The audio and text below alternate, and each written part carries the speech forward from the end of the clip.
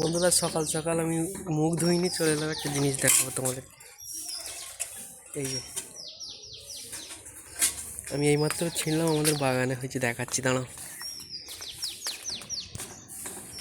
এই যে এইখানে একটা হয়েছে, খুব সুন্দর কালার এসছে।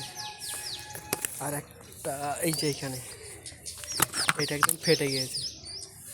সবই তুলে নেবো, আজকে তোলা হয়ে গেছে। এই যে একটা, এই যে শাল বাগানের ড্রাগন গাছ।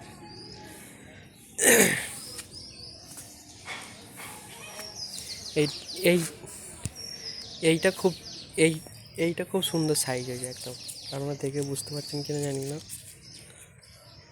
দেখাচ্ছি পিছন ক্যামেরা করে।